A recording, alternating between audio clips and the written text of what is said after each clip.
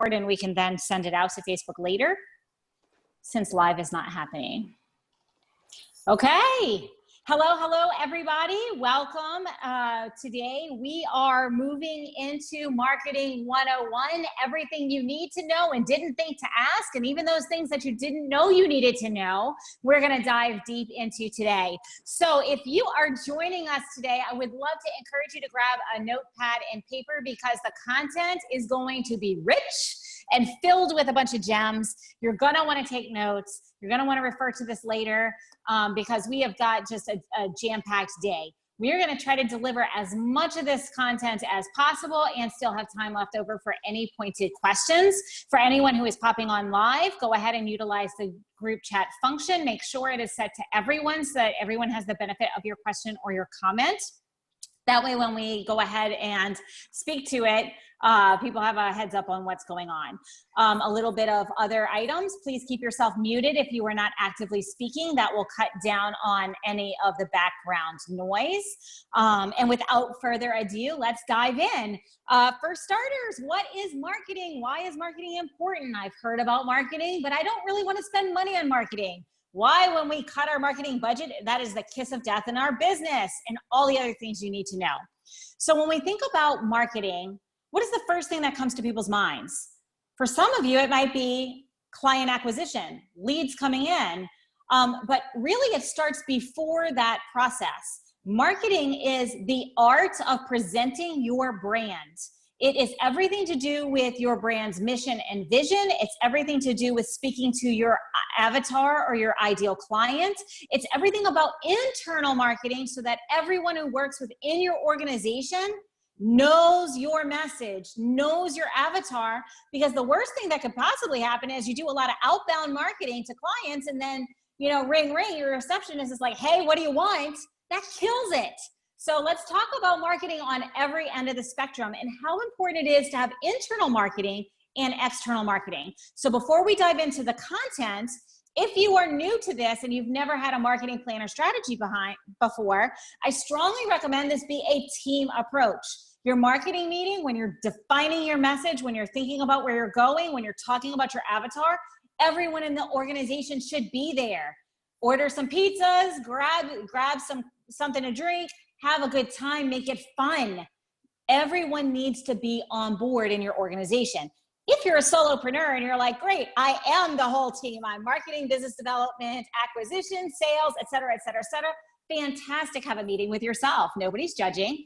But the key is that everyone is a part of your marketing, and there's internal marketing, which is within the organization, and the message has to be clear. Everyone must be on board. And there's external marketing, which is our outbound, client-facing, client acquisition and retention, the things that we are portraying to the world. So without further ado, remember, grab your notes because you're going to want them. I'm going to open up with an introduction to Christy Houghton.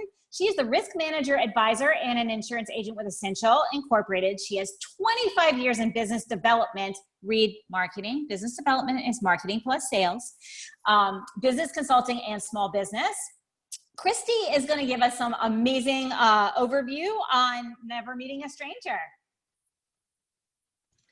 Thank you, Jen. Well, good afternoon, everyone. I am excited to talk about this subject because it is probably one of my most favorite subjects in the world.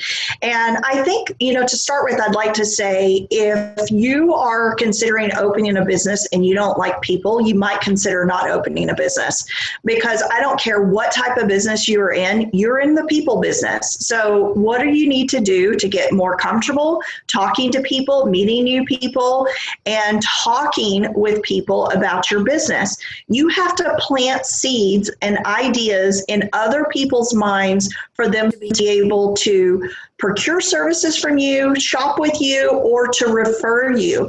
And if that's not something you're comfortable with, you definitely need to work with an advisor or a coach like Jen to simplify your message and be able to talk about what you are trying to accomplish in a very short, specific amount of time. So first of all, I would like to say, Jen mentioned the topic of branding.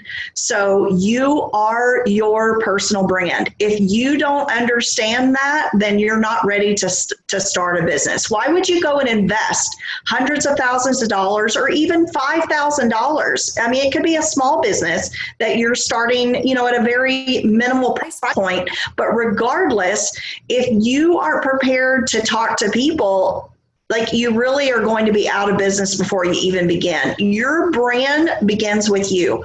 So you have to work on your personal image.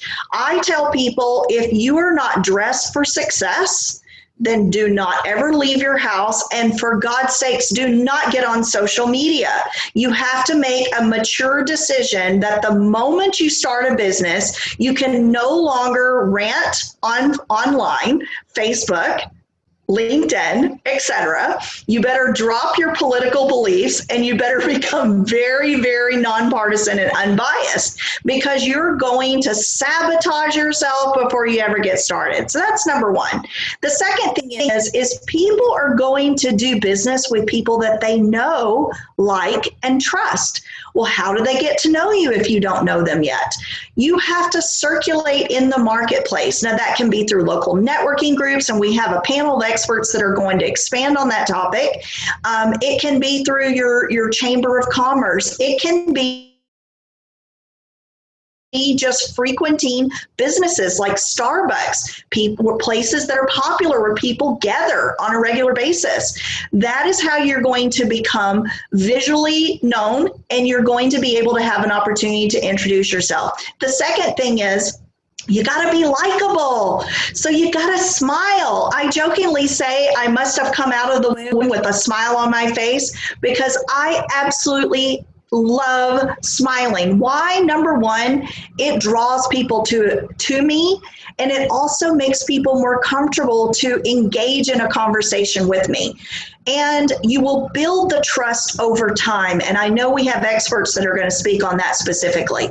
One of the things that, as you're entering the marketplace, you never meet a stranger, and you've got to have that intention from the very beginning. So if everywhere I go is a potential client or referral partner, then I've just got to have my eyes and ears open at all times. You need to get really good with asking some opening questions in order to open up the possibility of the conversation. But if you really want to master business development, this is the nugget I want to leave with you today.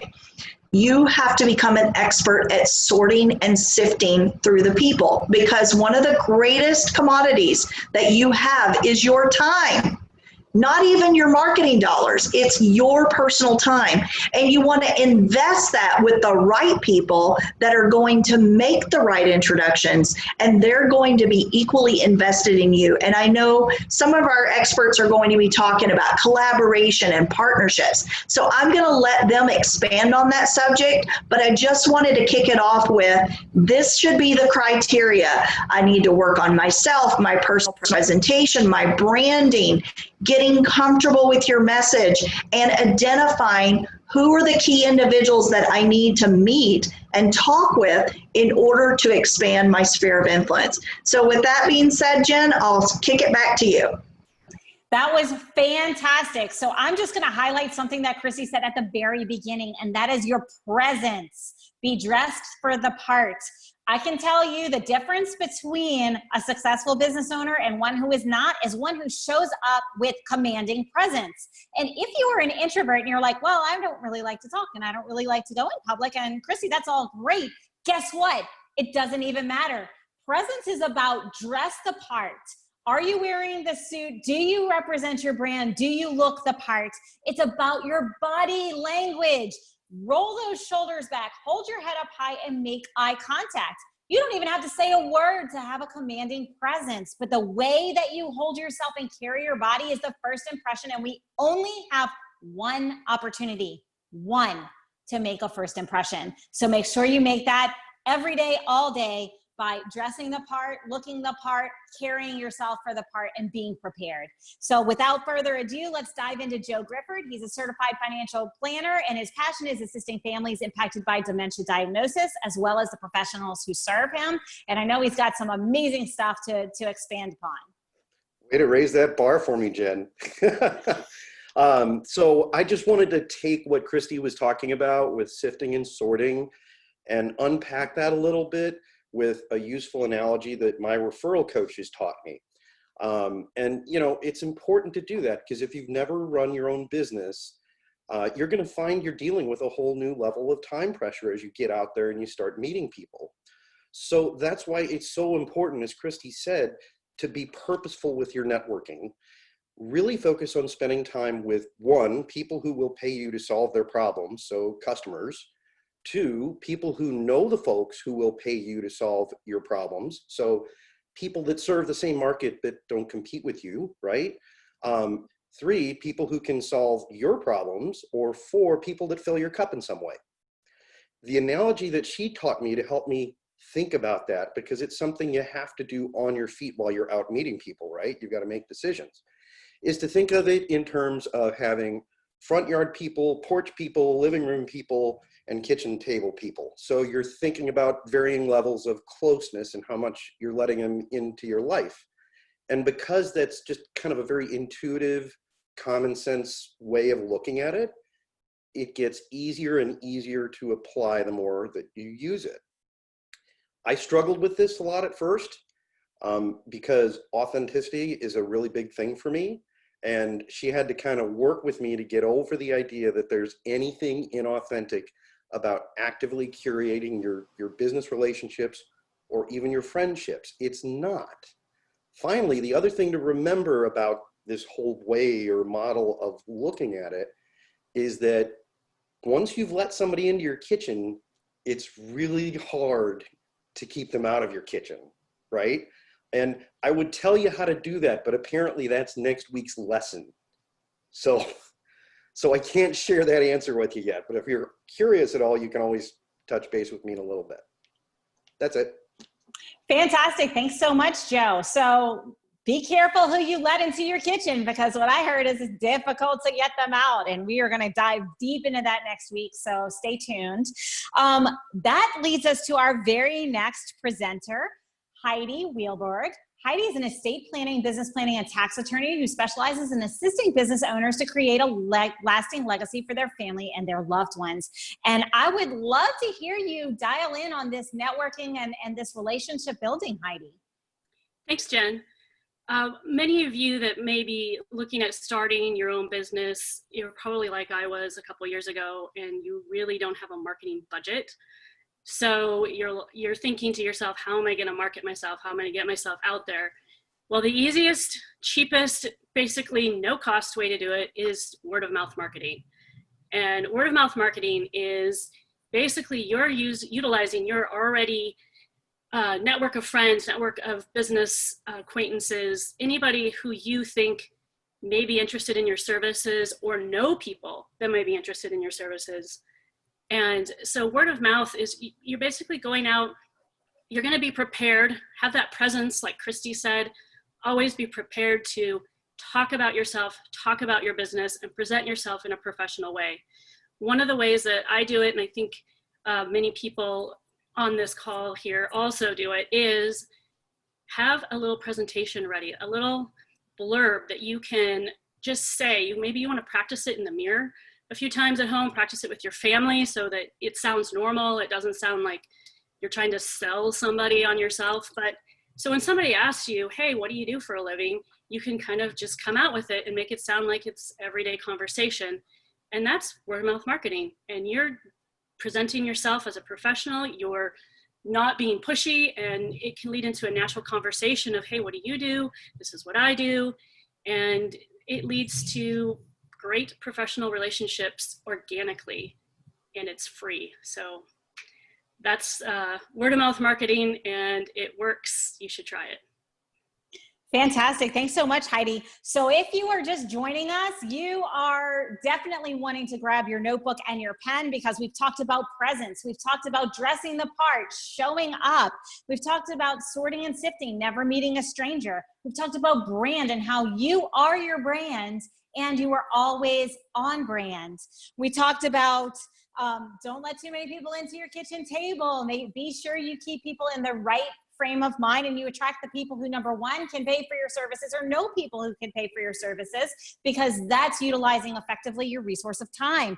We've talked about word of mouth networking and how that is the absolute best way to get started if you have a limited budget. So we'll dive into our SWOT later. I'll go into a little bit of how to do an analysis, but if you're starting out and you have a very limited marketing budget, and you know that marketing is essential to bring clients into your door, then word of mouth marketing and referrals is a great way that's low cost, but it does require a time investment. So if you're tuning in and you're not hearing that you need to invest resources in marketing to grow your business, then I'm not sure which call you're on, because it does. If we don't have money for marketing, we spend time and we shift that more towards investing as our business grows.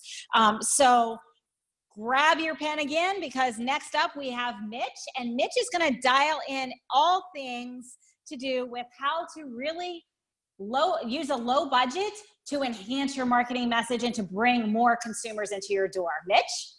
Definitely. Thank you very much. And everybody has had some really, really good information, and it rolls right together really well, because part of figuring out who the right people to do business with is getting those people in front of you so that you have options to be able to pick those right people, right? You've got to get enough people out there. So parts of the things that you can do is workshops. Right now, the biggest parts are educational videos, educational workshops on social media, whether it be YouTube, Facebook, or just like this on Zoom. So depending on what you're in, if you're doing dry cleaning, hey, teach somebody about what it takes to go through the process of dry cleaning the clothes. I'd like to know. That'd be kind of something interesting. Educational workshops, things for me personally, it's workshops for real estate agents continuing to grow their business, especially in a market like this one now.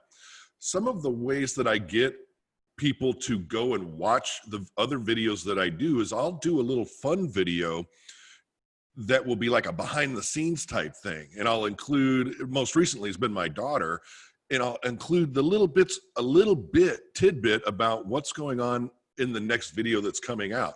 And I'll wait a couple of days, get the video likes and all that on that one behind the scenes video. And that boosts the likes and views of the actual video, because people are now wanting to know, what was that video actually going to be about, if it was something that interests them. So you've got all kinds of different social media markets. You just have to figure out where your clientele is, whether it's Instagram or Facebook or the 90 other social media items that are out there.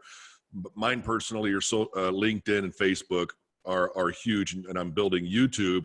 So on Facebook, I'll put out some accomplishment posts.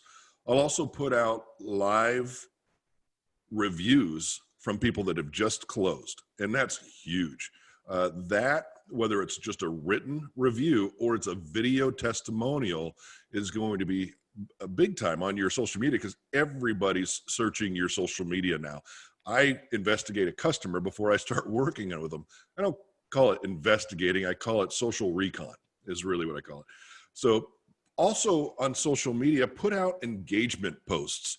So it's not always all business, and I use my personal Facebook page for business purposes. But in order to not bore people, I also put out some information. So what was your first car? And then I'll get 100 and some odd likes or comments on that, but continue to comment on each and every person's response so that continues to stay in the role. And that's how you just continue to stay in front of people. It's whatever it takes really to stay in front of people, whether you continue to do your YouTube videos, your social media, your Facebook, whatever it might be. And then the next thing are just, there's direct mail is still a big deal. People really like getting things in the mail. I just had a phone call the other day. Hey, Mitch, thanks for the umbrella. came in handy. So, you know, with your logo and all of that sort of thing, it's very inexpensive to send these things out right now. And if you've got your sphere that you're actually going to work on, and just to kind of go back with what Joe was talking about and finding the right people that are actually going to fill your bucket, right? Market to those people and send that marketing material out to them. But that's just a handful of ways we can go into this deeper another time. And I'm looking forward to next week's too. Absolutely. Thanks so much. And I totally apologize. I didn't give him a very good introduction. Mitch is a professional mortgage banker who's financed thousands of home buyers throughout the past 28 years. And he scoured books, videos, podcasts, and everything to find new and different ways of marketing his services. So apologies for that. I was just so excited to dive into your content, Mitch. It's all good. So what you just heard were a bunch of tactics. So marketing is about a SWOT analysis, which we'll dive into in a little bit, a plan, having a budget. We touched on budget, having a timeline, having a plan for your marketing strategy. And it's about the tactics that we use. And if you were paying attention, you heard some of the tactics were videos, workshops, fun behind the scene and versus educational. And that could be on social media, such as LinkedIn, Facebook, YouTube. And also we talked about direct mail. All of those are different tactics to use in your outbound marketing strategy, which if you tuned in a little bit late, outbound consumer facing strategy, different than internal marketing, which is knowing everybody in your organization is on point with your brand. So we have internal and external marketing.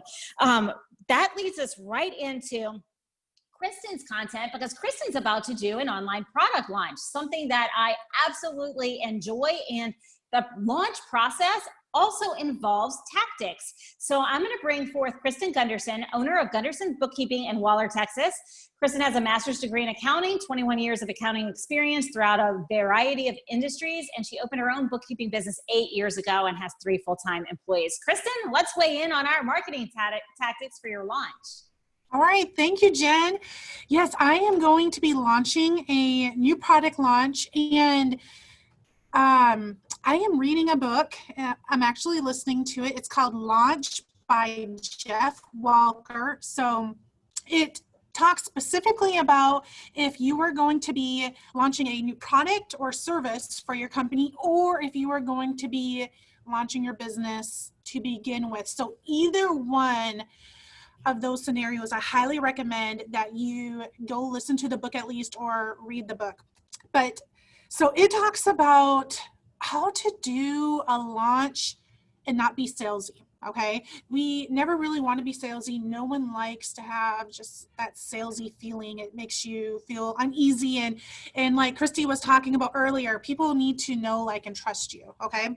So one of the first things that it talks about is doing a pre-launch. And this is really engaging your clientele or your followers into your new product launch or sales launch. And it has them be a part of it, has them really ask them questions. You're finding out all of the objections before you even launch your products. So having a survey that they can go to and tell you their feedback. I'm in bookkeeping, so I'm asking them what their biggest pain problems are with bookkeeping, with their accounting software, and that type of thing. And it's just really, really great. And just getting the feedback from it is wonderful, because then you can use that information to be like, hey, I am going to be covering all of these questions, problems that you had in the pre-launch, basically, and having those throughout the next few emails that you're sending. And you're really getting an email list. Like, that's what you need to do, is your email list is gold. So you're trying to get as many emails as possible for your email launch. And then it goes into the pre-launch, and there's 3 different things in the pre-launch. The first thing that you're going to be answering, the first question that you're going to be answering during these non-salesy email is why they need this product, why they need this service or new business that you're starting. And you can do it in a video, you can do it in just an email, text. The next email that you're going to be sending out is what are you going to be covering in this new product launch or business launch? And answering, you can do a video with this, or just answering like in a text what you're going to be doing. And then the third email that you're going to be sending out is how this is going to help them. And again, you can do a short little video to this, or you can just type it up. And then you're going to have an open cart. So the last one, you're going to have an open cart and just like, hey, now is the time to buy, have it limited. And they basically said that, say you have a 5-day open cart, the very first day, you're going to get 25% of your business in that first one. And then like 50%, everyone's going to wait to that very last day to order. So you want to send out more than one email on the very last day of this product launch, because like you're going to want to send out 2, like right in the morning and then like 5 hours before close, because that's when the rest of your sales are going to come in. So I hope that that was very informational to you, and I hope that that helps. And remember, the name of that book is called Launch by Jeff Welker. I'm a big believer in reading books and learning why we're doing things. Absolutely. Thank you so much, Kristen. What a valuable information. So what we've covered so far, internal versus external marketing. Marketing is not just about outbound. It's about having everybody in your organization on point, on brand, and in line with your marketing strategy. We've talked about not meeting as strangers, investing in your relationships, determining who's open and ready to move forward with you. We talked about the time pressures we have and how to really and truly determine who are our clients. We've talked about a bunch of different tactics, from launch to social media tactics, direct mail. We've talked about word of mouth referrals. Now let's dive into the nitty gritty. So I'm Jen Gaudet. I own Jen Gaudet Coaching Services. I also own a real estate investment business and a consulting firm. But what I love to talk about is how to optimize your marketing message, because the reality is, if we're speaking to everyone, all the tactics in the world, everything you've heard just now is completely pointless. We have to know who we're speaking to. So when we talk about marketing from the very beginning, I would like to encourage you to do a SWOT analysis. If you've heard about it, you're gonna say, oh gosh, snooze, I don't wanna think about this. But this is incredibly important, both for your business strategy and your marketing strategy, because what a SWOT analysis does, it identifies all the internal things, the internal strengths and weaknesses of you as a business owner, if you're a solopreneur, of your business model, of the problem you solve, of your team if you have employees, of your entire organization. So it's very, very important to get raw and real. So if you know me by now, you know that I'm the no BS, call you out on your BS coach. And this is not the time to lie to ourselves. For example, if you tell me that I have a 96% close rate and conversion ratio, I'm going to call BS on you. I'm going to ask, oh, so for every 100 people that you speak to, 96 of them say yes and become your clients? And you're going to go, well, no, I don't invite everyone to become my client. Well, then you don't have a 96% conversion ratio based off your conversations. So how many conversations does it take that you actually offer in also that they then say yes? So maybe for every 100 conversations you have, 10 of them you offer and 8 of them say yes. Guess what conversion rate that is? For those of you who don't like math, that's 8%. So this is the time in our SWOT analysis to get raw and real, because if you're having 100 conversations but only offering 10, you have a massive weakness in your marketing. You are not speaking to your ideal client. As Joe spoke about earlier, time management is key. And if you're not speaking to your ideal client and you're getting 90 people that you're wasting time talking to and they're not your ideal client or referring you to your ideal client, then you just wasted 90 hours or half hours or 20 minutes or however long of that time. You wasted all that time. So this is about getting real with what are your strengths and weaknesses. Well, in that case, your weakness is your marketing strategy, because you don't have clear messaging and you're not bringing paying clients into your door. You're bringing 90% people who are irrelevant. So in your SWOT, what are your strengths? I'll give you a couple. Like Heidi's strength. Heidi is on point. If she doesn't know it, she finds a way and gets it. She's not afraid to say, you know what, I'm not 100% sure about this, but I'm gonna refer to the experts and get back with you. What is Kristen's strength is she's great at looking at the profit first model and bringing more money into your pocket. What are your strengths? Christy's strength is she never meets a stranger. She's extroverted, she's comfortable, she smiles, and she's welcoming. All of us have strengths. What are yours? Next are the weaknesses. Listen, guys, I call BS on everybody. I am blunt to a fault. That is both a strength and a weakness. And I'm okay with that. And that goes real big on my weakness. Jen does not have a filter. That is a weakness. It's also a strength in some instances, but what I do with my SWOT analysis is I know that I call BS on people, so I use it to my advantage.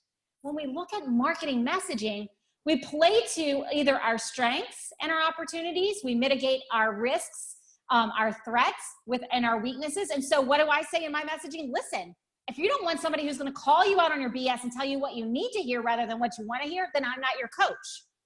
I'm using my weakness to sort through and sift through people. So people who don't want an honest answer, they don't come to me, because they know that I don't have a filter, which is a weakness, but I'm using the weakness for opportunity. Does this make sense to everybody? So raw and real, what are your strengths? Strengths are the things that you do better than everybody else, that people in your organization does better, the problem you solve better, faster, more efficiently. Weaknesses, the things that maybe other people do better than you. Maybe your competition does something better than you. Know your weaknesses. Weaknesses are also beautiful things because they're internal. So for example, numbers. If you know me, you know I teach people how to be the CEO of your business in your life, and numbers is something that I harp on. If you don't know your numbers, then you don't know how to get better. You don't have a baseline. You don't know what to improve upon. I stink at numbers, okay? I have to force myself to look at the numbers. I hate them, but I force myself to look at them every Monday morning. So that's a weakness. It's an opportunity for you to learn. Like Kristen said, learning, reading the book Launch, always finding ways to improve on your weaknesses that will help you get a step ahead of the rest. But you got to know what they are in order to know what to develop. So those are strengths and weaknesses. That's the S and the W and the SWOT. And on the other side are the external factors. External means they're not inside our locus of control. I'll give you a classic example. We are in the middle of a pandemic. This is presenting threats and opportunities to everyone, everywhere, no matter what industry you are in. You can choose to look at it and say, oh, there are political situations. We're in the middle of a voting year.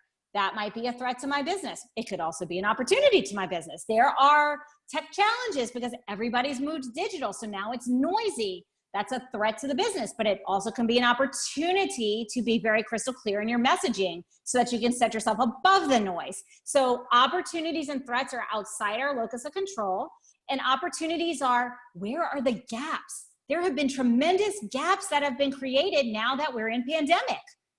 And if you can recognize the gaps, those are opportunities that you can then take advantage of using your strengths combined with the opportunities, making that your marketing message, and boom, you've got new business. You can also mitigate your threats with your strengths. So you're gonna look at the threats. There's a lot of threats, like people are scared. People are financially insecure right now. People are afraid to spend money. People are afraid to go outside with a mask or without a mask. There's all these things. But you can take your strengths, which is putting people at ease or managing stress. I'm gonna pick on Mitch. Mitch manages stress. He helps take the stress out of the home buying experience. So Mitch is managing stress in a time where there is a lot of stress, both financially and with the pandemic. And what he's doing is he's using his strength of stress management combined with the threat of people under immense stress to optimize his marketing. So SWOT is key right now. How often to do one? I generally recommend you do one a couple times a year because it helps you know whether you're on track in your business or not. But right now, especially, things are changing so rapidly. I recommend you do a SWOT analysis today if you haven't done one in the last month or two, because things are changing every day. And when change happens, that's a disruption. And let's talk a bit about disruptions. Disruptions can either be a problem or they can be an opportunity. And if you are an entrepreneur, you solve problems. So you're looking for the opportunities. And the SWOT helps you identify those opportunities, identify the threats, mitigate the threats, and emphasize the opportunities, close the gaps, and bring business into your door, which after all, what is marketing? Marketing is bringing people in, bringing clients in, bringing leads in so that you can march them down the sales cycle and ultimately close the deal, because if you don't have clients and you don't have revenue, you don't have a business.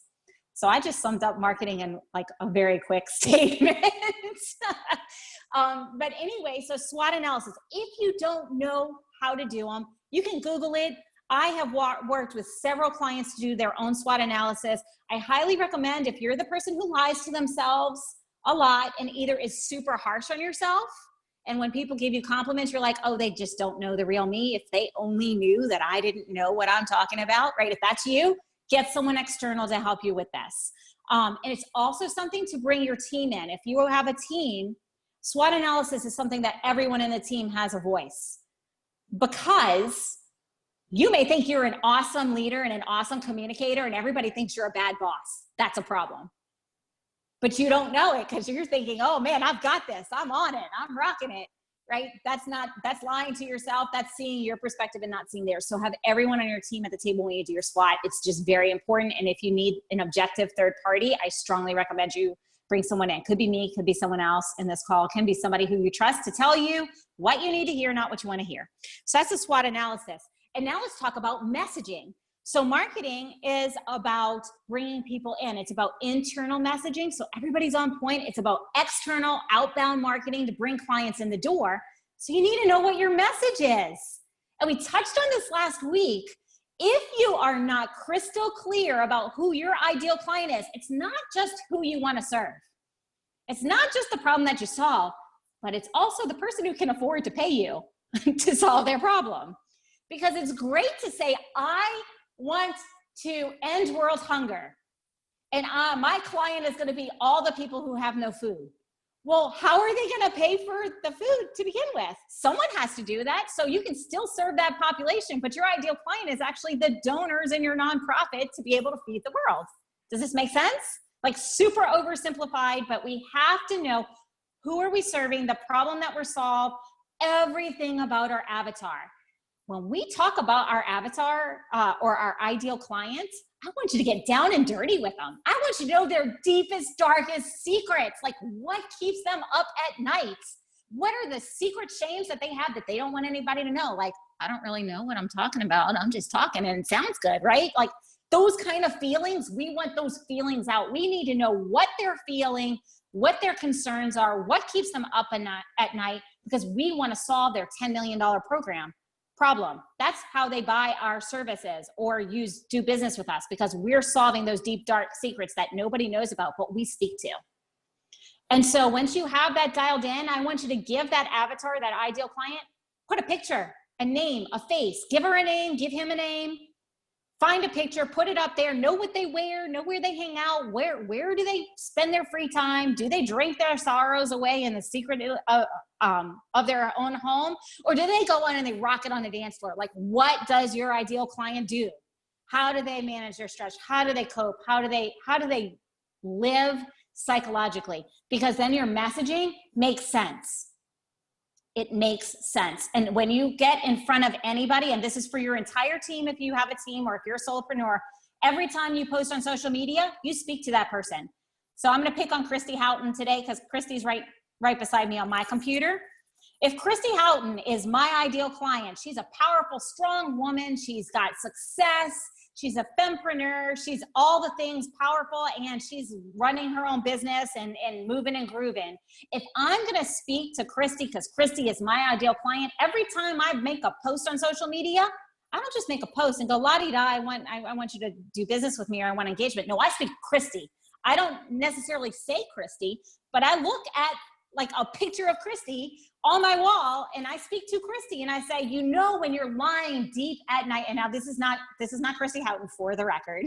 This is just, but if you are lying in bed wondering why you haven't had the time for your friends and your family when they're the most important thing to you, when you have been wishing for that dream vacation for 6 years and you never seem to make it happen, but yet you are showing up so powerfully for everybody, your friends, your family, your neighbors, everyone in your life, yet you haven't taken any time for yourself. And secretly, you're ashamed of the fact that you resent that you give so much to everyone else and don't have anything coming in return. That's when I'm speaking to my avatar. I'm hitting their pain points. I'm hitting that red button. And then I'm gonna say, wouldn't it be nice if you could actually fill your cup, if you could travel and have that beach vacation and spend the time with those you love and make 10 times the revenue you're making right now? How would that sound? Right? That's dialing into your avatar, speaking directly to one person. And you speak to that one person in every channel, everywhere that you operate. Your front desk. When Christy Houghton walks into my front desk can't go, what do you want? I mean, like, that just destroyed the message. So your front desk, your gatekeeper has to be in, you have to have the same internal message.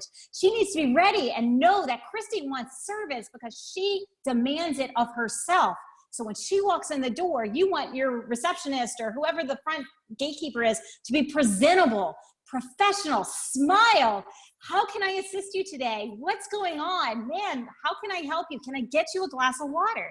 That's your internal team marketing with your external marketing, and that's where the magic happens. The entire client experience is geared towards your ideal client, your avatar.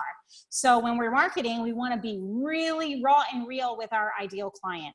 So we've talked about SWOT analysis. If you don't have an ideal client that's mapped out in that much detail, that's a weakness. And that is a #1 weakness for you to fix today. So I'm a coach. I'm going to give you an action step. If you don't have your avatar dialed in that well, this is your action step for this Jen portion. It's to dial in your avatar and get raw and real and get down and dirty with it, and then speak to that person every time you show up.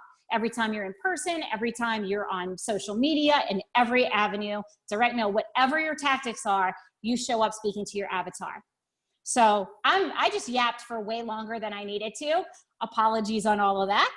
Go ahead, Joe. I just wanted to unpack a little bit or emphasize what you're talking about with the whole avatar thing, because I have a very narrow target market, right? Very specific.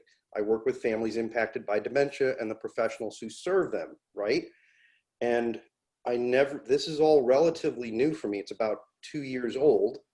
And it's really interesting because one of my friends, when I was getting ready to move here, because I just moved to Houston in February, she said, Joe, she said, this is a massive opportunity for you because you've been kind of quiet about your target market and you're passionate about it. And you can just go to Houston and be that person. You can show up as that person, right?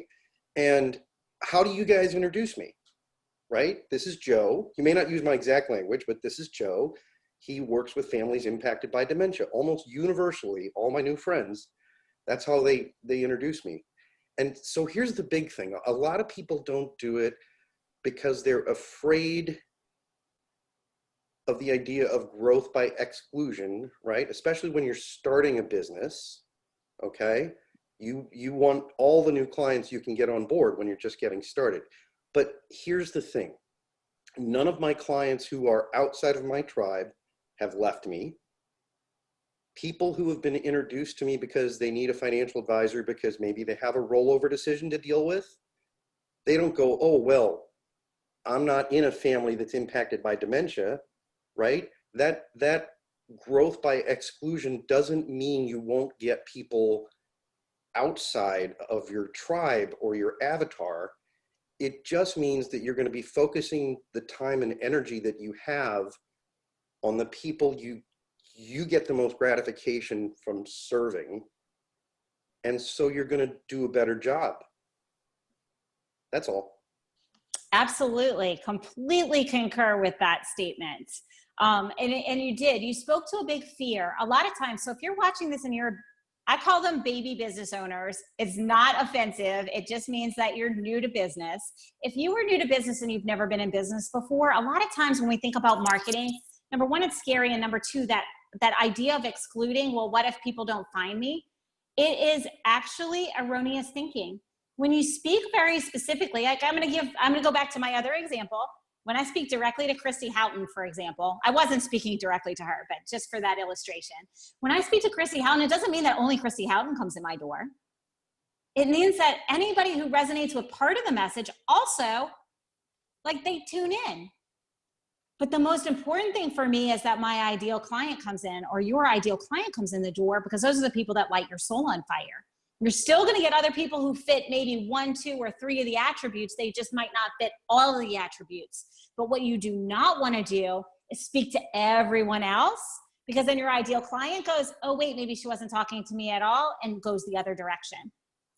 That is why it is so super important to dial in your messaging and be very super specific, because you'll get other people with some of the attributes, but you want to make sure that the person with all the attributes that you're looking for is coming in your door and doesn't get turned off by the noise.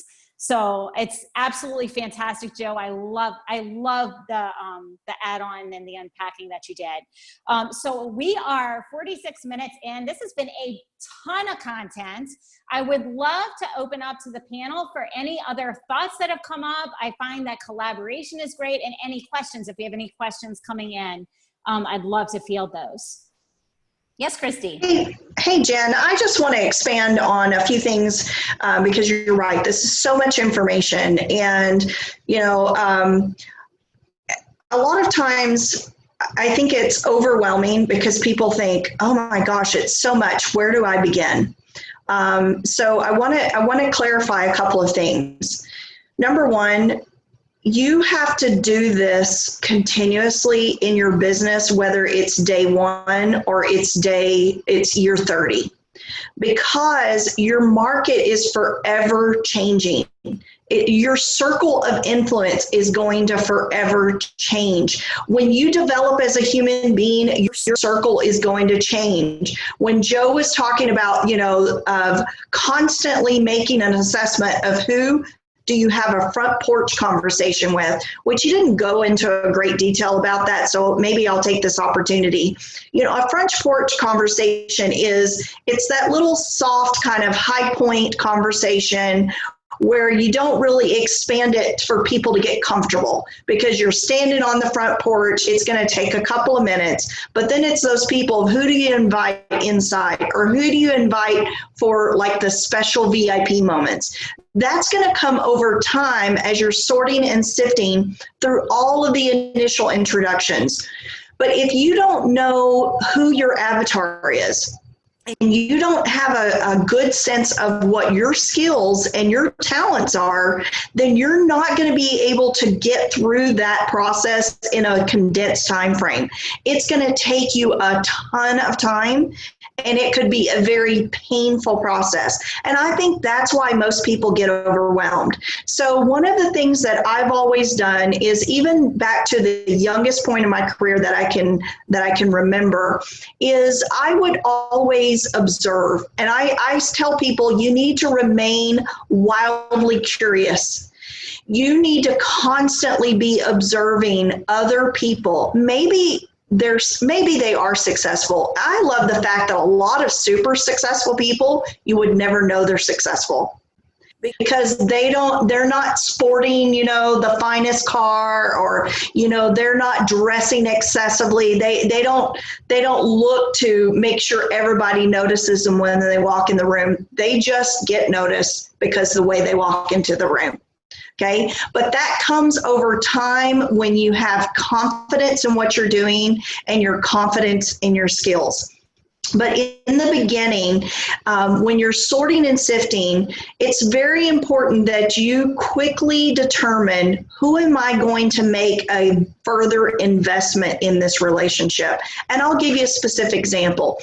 Now, Jen and I have known each other for a couple of years, and we met through a very well-established and widely recognized networking platform called BNI. Okay. Now I had been away from the group for a couple of weeks and come back. And the first time that Jen stood up in that room, I was like, wow, it is so nice for me not to be the most energetic person in a room. Because let me tell you, at 7:30 in the morning, a lot of people are not energetic. Okay. So just from her presence alone, I was curious. Who is she? What does she do? Because I didn't get it the first time. I didn't even hear her pitch.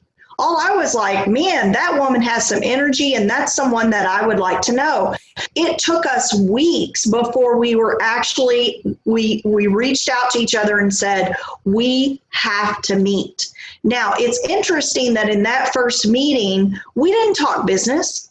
We talked about each other. We got to know each other. And in that conversation, we knew instantly, or at least I did, I think she did as well, is that this was a person that I wanted to work with. This was a person that I wanted to hire, because I was so impressed with the way that she carried herself and that our stories had some similarities, that I was confident that was a person that could help me get to that next level of growth. So when you're talking about, you don't know when you meet people who's going to be your ally, who's going to be your friend, who's going to be your next collaborative partner. That's why you've got to pay attention to every single conversation. And one of the mistakes that I see people make probably the most often, especially in networking, is that people say, oh, well, I already know a realtor, or I already know a lender, or I already know a coach. And the minute that they say that, their mind shuts off and they're not paying attention to what that person is saying. And here's the thing, I know a ton of lenders. I just prefer to work and refer to a few, because I've invested time with those individuals. I know who they are, what they've done, who they help, and I give them specific, valuable referrals to not waste their time. Now, when you become really seasoned in your business and have posture in your knowledge and capabilities, you become the master connector. Jen and I are master connectors. Like I get a kick when people introduce me to a complete stranger and the first thing out of their mouth is, you want to know this lady. And I'm sitting there going, well, why do they want to know me? What is it that they've said about me that makes them make that statement? But ultimately, I know it's because they say I literally know everybody. Well, here's the thing. I know a lot of people, but I'm more confident that if I don't know them, I can go find them for you, because I get a significant joy out of helping people expand their life and their business in a faster pace. I am not one of those people that has spent an entire lifetime in one industry like Mitch. Love Mitch, he is an expert, but I would go absolutely stir crazy. Because I have spent time and been successful in every single business I've ever done, I had to get really uncomfortable with meeting those complete strangers. So I'm one of those triple threats. I'm as good in my warm market as I am in a stone cold market.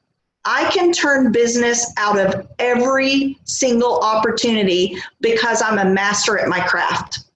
Not a master of my industry, I'm a master at my craft. So again, it's very important to understand that you cannot shut yourself off or sever what will be one of the best referral partners for you because they already have a license in something that your best friend does or your child's mother has. That is like the biggest form of sabotage that I can think of. And if that's the way that you're approaching things, or, oh, I already purchased this from someone, or I purchased that from someone, you're missing the point. My highest volume of business has come 1, 2, or 3 degrees of separation from someone that I did not know. Jen, I see you nodding your head because we've talked about this many times. Most of my large turns, and I'm talking usually it's 4 to 5 times the price volume of my everyday transactions. Those clients have come as an introduction from someone that I just met. And I impressed them enough that they said, I would like to introduce you or refer you to someone I know. So if you don't ever get into that level of conversation with someone, you're going to miss out on your biggest clients, because transactional clients are those people that walk in and out of your door every single day that you're marketing to through your traditional, Twitter or Instagram or Facebook ads, or, if you're still doing direct mail pieces or through advertisements in publications. Those are people that can find you everywhere, but they're never probably going to be your largest business transaction. So it's very important that you do develop all of these pieces to your marketing plan. And again, Jen, some of the things that you talked about, people never achieve that, and they've been in business for 10 years. They're selling to everybody. They're selling to anybody. Usually it's anybody, not just everybody. So I hope that helps. And I hope I was able to kind of give a little bit more key points on some of those specifics for kind of fine tuning your marketing approach. I think Absolutely. with everything that you point just there. mentioned there, Sorry. with the points on certain people, all they have to do is just kill their ego and continue to learn. That's all it is. Sorry, Joe, go for it. No, you're good. I just was going to say, Christy, something you said that really hit home with me, and it's again about the specific messaging thing, right? Is that, there's that old saying they use in B&I that's applicable anywhere in business, that if you ask to meet anybody who needs a mortgage, you're not going to get referrals, because that is not specific enough to evoke the name of a person in someone's mind. It's just not going to work. Absolutely. And Kristen said, trying to sell everyone is selling to no one. That's 1000% true. And so if you are listening to this and you're like, wow, I need more of this, you guys are in for a treat, because next Monday we are diving deep into the topic that Christy just went a little bit touched on, and that's prospecting, networking 101, how to build those strategic relationships, because your network is your net worth. And the key point that I pulled away, Christy, from that is to always be open, because you never know where your next opportunity will come from. It might come from the gentleman who picks up your trash on Saturday mornings. It might be his mom or his sister or his friend who needs your services. We never know. And it also comes, the openness, it also comes from a place of non-judgment. Judging someone for an industry, that's a big issue with a lot of baby business owners. They think, well, if they're a realtor, for example, the people who are going to bring me business are in my sphere of influence. They're my lenders and my insurance agents and those kind of things. But that's actually a fallacy. External networking outside of your industry and outside of your power sphere is where the biggest opportunities lie. Your power sphere may all know the same people. And so you're swimming as a little fish in a big pond. But when you go outside of your industry, you might become a very small fish in a very large pond, and you may swim up right next to the whale who's going to give you all the other whales to come inside your door. You never, ever know. You never know. So be open, don't judge based off of industry, don't judge based off of, and I know they say don't judge a book by the cover, that's such a cliche, but the reality is true. If you're not gonna meet with somebody because you don't believe that they can help you, then you're going about it all wrong. Networking, marketing is about giving value. We don't get clients by pushing them away and selling to them, because everyone wants to buy, but no one wants to be sold to. So when you're marketing, you're messaging, you want to be enticing them in, you want to collect the yeses, and you want to be ready, open, and non-judgmental, because you never know who that you come across, whether it's on your front porch or at your kitchen table, that's going to open the world for you. So do I have any other parting thoughts? Because we're coming up on 12:59. No one with any other parting thoughts? Fantastic. Well, thank you so much for everyone who has joined us today live. I apologize that the Facebook Live couldn't get going. I think that has to do with the storms, but we will be posting this link as a replay as soon as it's available. And join us Monday for networking, prospecting, everything you needed to know and didn't know to ask, to really dive deep into that relational capital, because our network is our net worth, and how to get those high volume, high ideal avatar fitting clientele into our doorways. Thanks so much again. We hope you found this valuable, and I speak for everyone here in saying that we are ready and here to serve you. I'm going to go around really quickly around the room. If you could give your best point of contact. Mine is on my screen, screenshot it.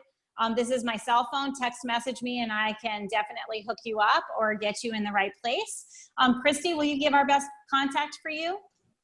Yeah, so my office line is 281-677-9152, or you can reach me via email at christy.houghton@essential.com. I'll spell that for you. It's KRISTI.HOWTON@ISCENTIAL.com.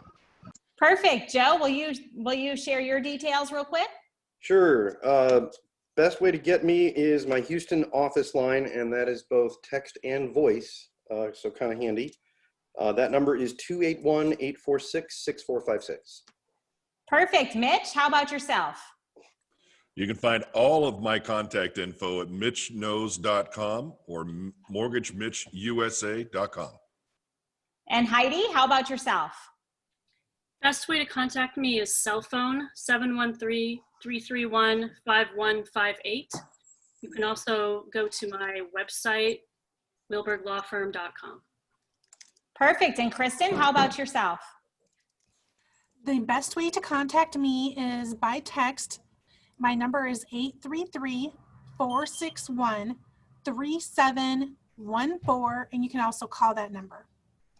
Perfect. Once again, Jen Gode Coaching Services. Next week, join us for everything you want to know about networking, building relational capital, and prospecting.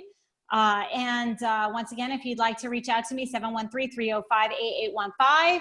To dive deeper into any of these topics, feel free to reach out. I am a connector, much like Christy. And if I can't help you, I know who can. Thanks so much, everybody, for joining us. And we look forward to seeing you next week. Bye. Have a great week. See you guys.